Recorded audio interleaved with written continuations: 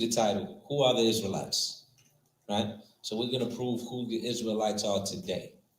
All right? Once again, for the brothers in the school, y'all can put your pens and pads down. I'm going to send all of y'all to PowerPoint. Just lock in. All right? Next slide.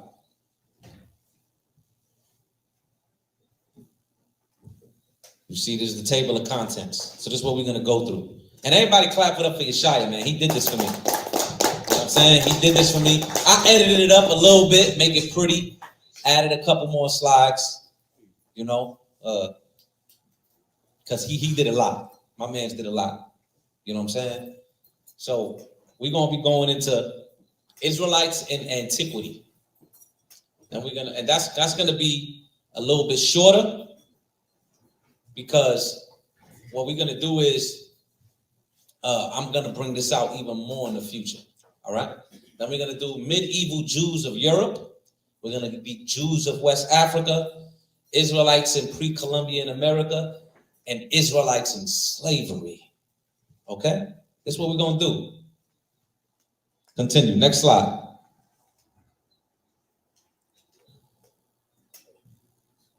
All right, I gotta do the copyright. All right, because last time I was up here, and I'm gonna read it. The disclaimer. Copyright disclaimer under Section 107 of Copyright Act 1976. Allowance is made for fair use for purposes such as criticism, comment, news reporting, teaching, scholarship, and research. Fair use is a use permitted by copyright statute that might otherwise be infringing. Non-profit, educational, or personal use tips the balance in favor of fair use. Now, I got to bring this out because last class, I was doing something, they shut the YouTube down in the middle of the class. All right? So, Esau, I'm beating you to it. All right? Next slide. Beating you to it, Esau. I got to read that, Yeshaya. This is from William Casey, the CIA director. I want y'all to hear this. I'm doing this in the beginning so y'all can understand why the knowledge that I'm going to bring out is not taught in the forefront. Because the only way to control the earth is to control who? The minds of the chosen. It's the only way. Read. This is the first staff meeting they ever created, this organization. He immediately said, we'll know our disinformation program is complete. Everything the American public believes is false. You see that? So the CIA said, we know our disinformation program will be complete when everything the American public believes is false. I didn't write that quote. I didn't make that up, because there is a quote unquote conspiracy an agenda to blind the minds of millions of people, primarily the Blacks, Hispanics, and Native Americans of Negro and Indian descent. They don't want you to know who you are, because when you know who you are, you know you have a duty in this earth. When you know you're a king and you are chosen by the Heavenly Father, the creator and grand architect of this universe, you know I'm not just a nigga in a spick. I'm not just supposed to be getting high and selling drugs. I'm supposed to do more with my life because God designed me like this. Next slide.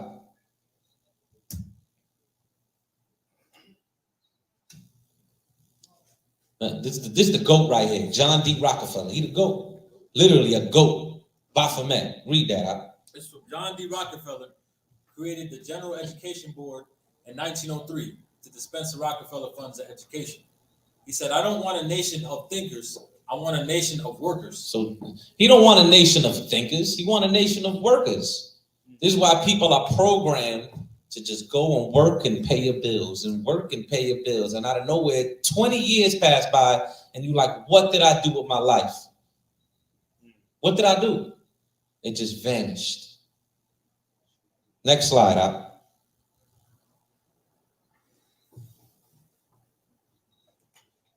This is from Zygmunt Brzezinski in 1972. Shortly, the public will be unable to reason or think for themselves. They'll only be able to parrot the information they've been given on the previous night's news. So you see, this is all psyops. This is social engineering. You're only going to parrot what you see on the previous night's news. This is what's going on in the world, all right? And people don't realize this. I'm reading from the scholars. All right, shalom. Shalom. Lord be with you, brother. Lord be with you. Bless your Christian heart. Okay? Next slide. This is from Carter G. Woodson in 1933, The Miseducation of the Negro. As another has well said, to handicap a student by teaching him that his blackface is a curse and that his struggle to change his condition is hopeless is the worst sort of lynching. It kills one's aspirations and dooms him to vagabondage and crime. You see that? So the damaging of the mind leads to what? Vagabondage and crime. Finish that up. It is strange then that the friends of truth and the promoters of freedom have not risen up against the present propaganda in the schools and crushed it.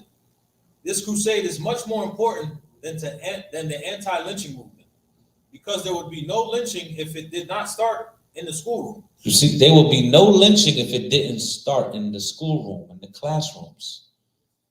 Because just as they took Native Americans and created what? Boarding schools, and destroyed them and raped them and cut their hair and made them change their language and made them say, your name is not this, your name is that. And then took these kids and put them in orphanage. That's where the orphanage home started, with Native Americans. Robbing Native American children from their homes and putting them in orphanage. This is the history of America. And this is how we lost our heritage, man. This was all crafty counsel. You don't think the slaves knew they were Israelites? They knew. They ain't gonna tell you, but I'm gonna show you that they knew, because we're gonna get into it. You understand? Next slide. Oh, matter of fact, it's all good. Next slide. So now we in the Israelites and Antiquity. So now what we have to understand is who is the forefathers of the Israelites, which is the lineage of Shem. Okay? And who was Shem? How did Shem look? Where did Shem dwell? We got to understand these things. All right? Let's go to Genesis real quick. Genesis 12. 12:1, I believe it is that, right? Genesis chapter 12 and verse 1. Yeah. Now Yahweh had said unto Abram, get thee out of thy country, and from thy kindred, and from thy father's house, unto a land that I will show thee. So Abraham left the land that he was originally at. And that's when he began to go into the quote-unquote land of Canaan. All right? Is that it on that? Now go to Joshua. Last chapter. You know what I want? You know exactly what I want. What's that? Chapter 24 and 2? Joshua chapter 24 and verse 2. Yeah. And Joshua said unto all the people, thus saith Yahweh, power of Israel, your fathers dwelt on the other side of the flood in old time. So your fathers, Abraham's fathers, dwelt on the other side of the flood, meaning the other side of the river. Go ahead. Your fathers dwelt on the other side of the flood in old time, even Terah, the father of Abraham, and the father of Nahor, and they served other gods. Now you will see that in the book of Genesis, this will be the land of Ur, which was what? This is ancient Sumeria, the cradle of civilization, not Egypt. Ancient Sumeria is the cradle of civilization, which is post-diluvian, which means after the flood. It began right there in Sumeria, between the rivers. Ancient Mesopotamia, Meso meaning in the middle. All right? In the middle of the rivers. Okay? Tigris, Euphrates. That's where civilization started. That's where our people come from. Read that source. You have the sources at the bottom of the page, so I'll read from the top. You got it?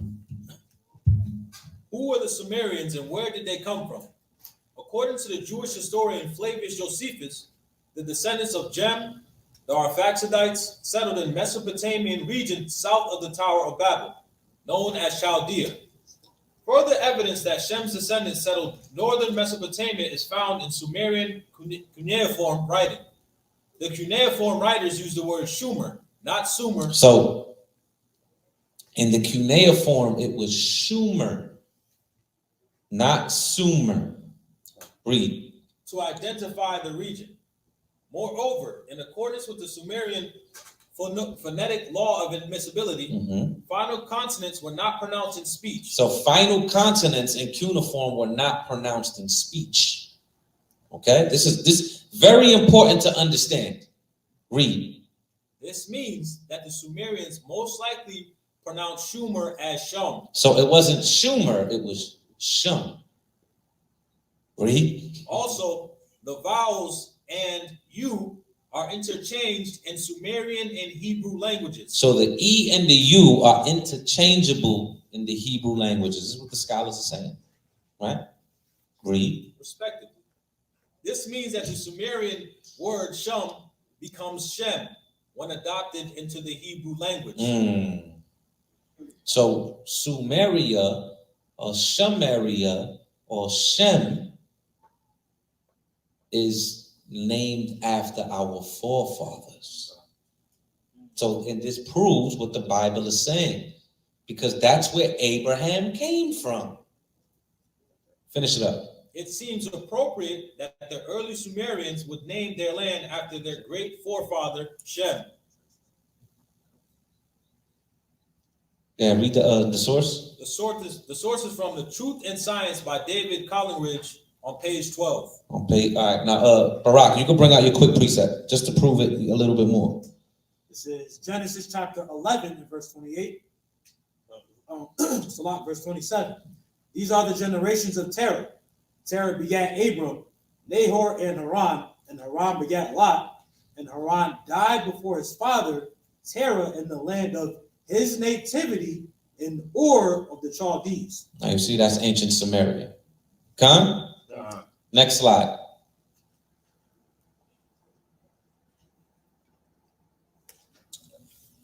This source is from Our Common African Genesis, 2nd edition, page 60 by Larry West. He gives an account by saying their skin was dark, the hair short and thick, the lips strong. Nobody knows their origins and exactness and are not agreed on a name to call them, some terming them Cushites, others Hamites, which is reference of 20. H.G. Wells observed the following about the Akkadians and the Sumerians. So this is an account of the Akkadians and Sumerians, and they're saying they're dark, short hair, and thick hair, with strong lips. Salakia. Keep reading. Then arose at last a great leader among the Semites, which would be the Akkadians, Sargon, in 2750 BC, who united them and not only conquered the Sumerians, but though the Semites conquered and gave a king to the Sumerian cities, it was the Sumerian civilization that prevailed over the simpler Semitic culture. The newcomers learned the Sumerian writing and the Sumerian language, and they set up no Semitic writing of their own. So you see that? It's very simple. Next slide. It's very simple. Our ancestors on the other side of the flood, the river, the Sumerians, the Chaldeans, they were dark-skinned. Read. The first source is from Retake Your Fame, Black Contribution to World Civilization by Elmer von Flescher. He says, blacks also built terraced pyramids, similar to Sumerian ziggurats. The earliest Sumerians were dark-skinned. They were what? Dark-skinned. The earliest Sumerians were dark-skinned.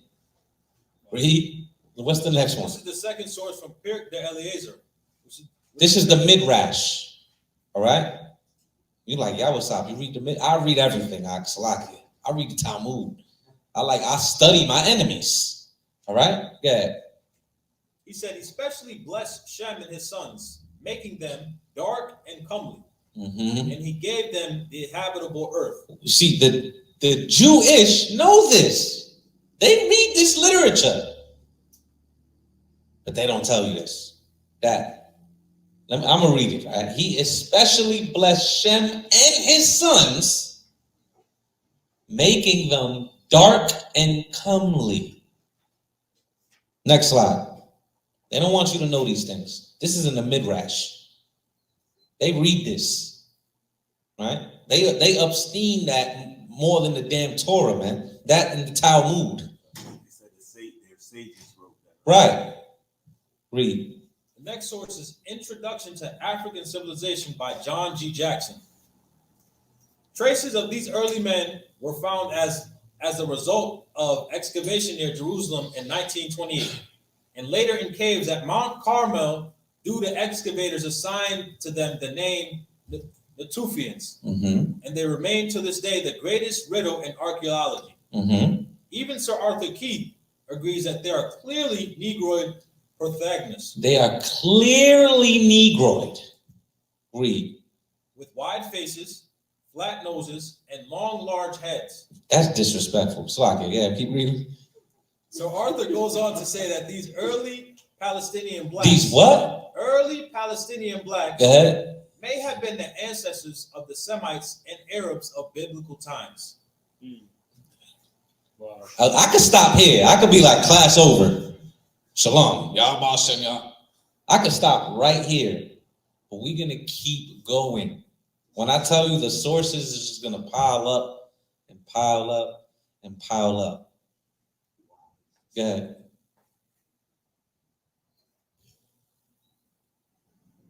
So this is a picture, and the source is from Mari, North and West Sumer. This is ancient Iraq. Okay? Now, look at that painting. You can't tell me that, well, you know, it got darker over time. They got white robes on. Those don't look like white people to me. These are ancient Sumerians. Okay? Okay? Next slide. Look at that. A priest guiding a sacrificial bull. They didn't just pop up, no, we're just going to sacrifice. The ancient line of our fathers were sacrificing. There was a priesthood. This is why Abraham paid tithes to Melchizedek, because there was a priesthood before the Levitical line. Right, look at the modern location. Modern Tel Hari, Iraq. Look at the year, 1240 to 1870 BC.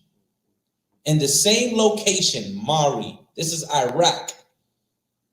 That is it. Look at that dude. He looked like my grandfather. So I can't. He really does, though. Next slide. Now look at this, even more. A Kissite on the left-hand side, right? That's what they call a bust. Okay, that's a Kissite, which is also the ancient Sumeria. Now look at the Chaldean close-up. I was laughing at this last night when I went through it again. That looked like Panay when he had braids, the one on the right. That's a close-up of a Chaldean. Okay? This is archaeology. I don't make this stuff. Next slide. Now look at this. This is also an ancient Sumerian bust. Look at that dude, man. Looking like Kadash over here. You just wish your beard was that big. Salakia. You know what I'm saying? Next slide. Now this, look at the year. From 1539 to 1292 BC, right? The 18th dynasty. Barak, what was happening in the 18th dynasty? Slavery in Egypt. And they're depicting the slaves. And what? This is the vineyard. Who was known to have vineyards, to make wine? Israelites were. Where's the white people here? I don't see them. Look at the tomb. That's in Thebes. I didn't paint this. I didn't make this up. I didn't just say, let me make some shit up that happened in the tomb of Nakak at Thebes, the 18th. I didn't do that. I don't have enough power to do that. You understand? Next slide.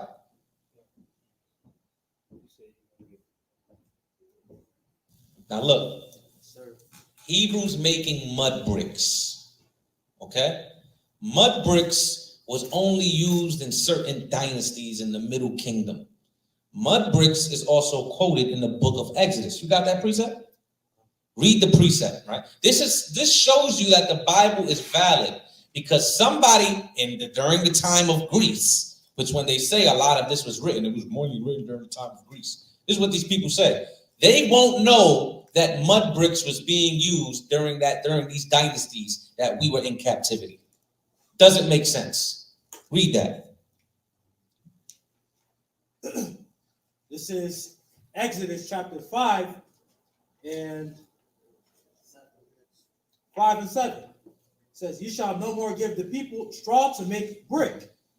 As heretofore, let them go and gather straw for themselves. And the tail of the bricks, which they did make heretofore, you shall lay upon them. You shall not diminish aught thereof, for they be idle.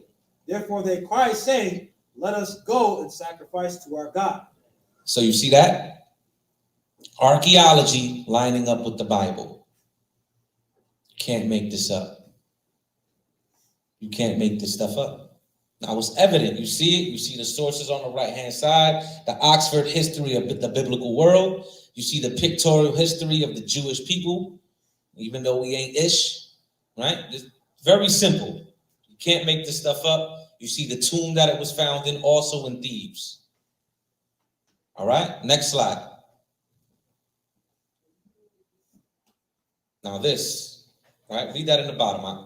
This is the source from the southwest palace of Tilgath-Pileser III at Nimrud. Pileser, Salaki. From 730 to 727 BCE in the British Museum. Now this is when they carried away who? The Northern Kingdom. Okay? More archaeology. This is proof of what's going on in the Bible. Right here. You understand? You see them fringes. You see them garments on the corners. Next slide. It's a close-up of the 6'5" tall black obelisk of Shalmaneser III. So you see, this is just another one, right? The black obelisk. Okay. You see that? Evidence. You see fringes. You know what I'm saying? You see a damn coon bowing down. Salakia. Man, Jehu, man. Bowing down. Next slide. Now, this is the Lachish reliefs.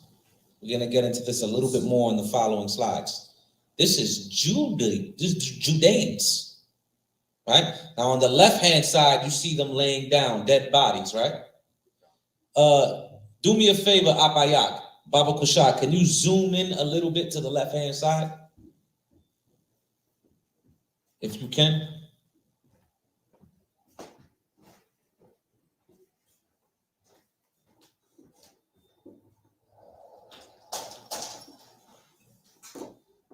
If you can't, it's all good. Just let me know if you can or you can't.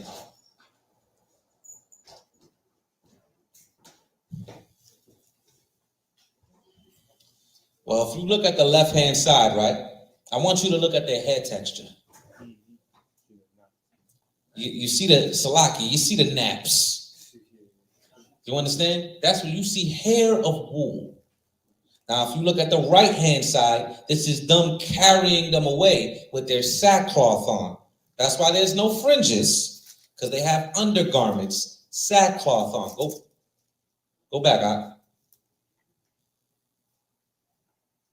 You see them on the right-hand side, right? Sackcloth is the reason why they're not wearing fringes. Okay? And they're being carried away into captivity. You see that? Look at their hair as well. This is Sennacherib today, right? Yes. That's the Lachish reliefs. You understand that? Next slide. What's the precept for that? Just so we could quote it.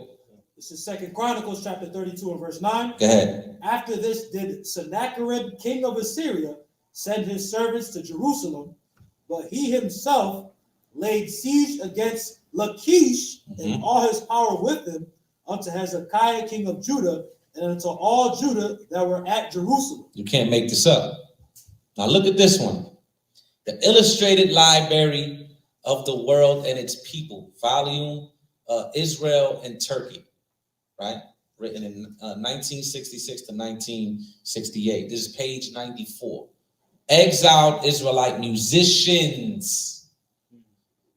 The same way we're musicians now, we were back then in captivity.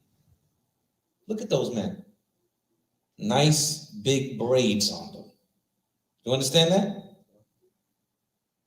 This is our people, Ak. Look at the fringes on the bottom of the garment. This is our people, Ak, with the nice girdle. Next slide.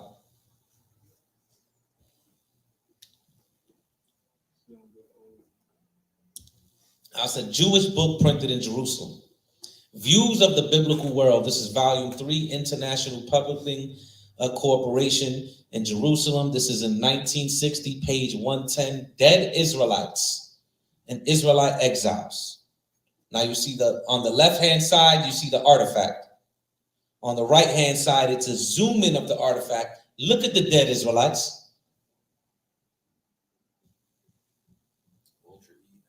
Look at them.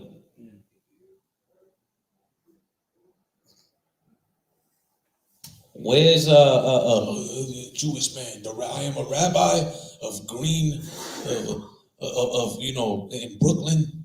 In Kyrie, you have to apologize because you hurt our people. And in 1942 to shut the hell up, bro. Cut it out. What is the evidence that you're printing? You made this. I didn't make this. You made this. Next slide. Now, this is in Dura Europa, right? A synagogue, the oldest synagogue in the world, by the way, today. In Dura Europa in Syria. Now, look at this. Is Moses and the Hebrews crossing the Red Sea. Where's the white people there? They're the same people same color as the people that's drowning in the sea.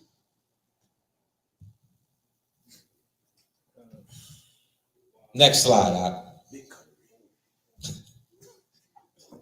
Now you see this book, right? This is the Oxford Encyclopedia of Archaeology in the Near East, right? This is the source that we're about to read. Next slide. Excuse me. Now you see that same thing, the Lachish, right? Judah, Benjamin, and Levi. Okay, because this was the southern kingdom. All right. Now go to the next slide. We're going to zoom into that page. Right. This is on page 321. Read that out. It says Starkey uncovered a mass burial that scattered this articulated skeletons of about 1,500 individuals. So this is about 1,500 individuals of something that they dug up that is of the conquering that happened with Lachish. Read. Of a few adjoining caves that may be associated with the Assyrian attack. D. L. Ritson in 1939 has studied 695 skulls belonging to men, women, and children. Go ahead. 3 had been trepanned. Curiously, the cornea bear a close racial resemblance to the contemporary population of Egypt. So the skulls resembled Negroes. Okay? That's what it resembled.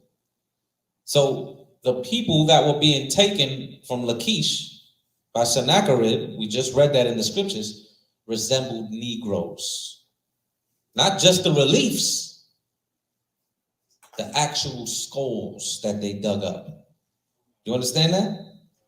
I'm not making this up. This is in their book. Next slide.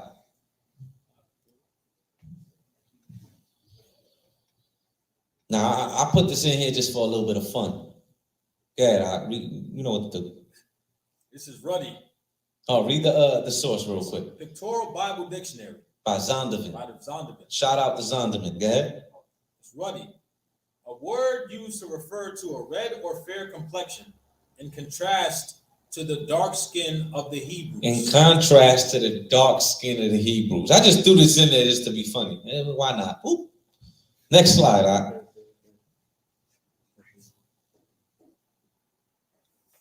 The first source, the Jew or Negro, being a study of the Jewish ancestry from an impartial standpoint. This is from Arthur Talmadge Abernathy on page 9. The original Jews, therefore, short, dark people of the long-headed type. The original Jew and Negro were then descended from the same father. Headshot. Okay. This is the second source, so book 5, 1 through 13 of the histories by Tacitus. Tacitus. Many assure us that the Jews are descended from those Ethiopians who were driven by fear and hatred to emigrate from their home country when Caiaphas was king. You see that? So, you see the source? Yeah, the Jews and the Negroes had to come from the same father. Yeah, the Jews were Ethiopians, just meaning dark skin, because that's all Ethiopia means. Dark skin. You see that?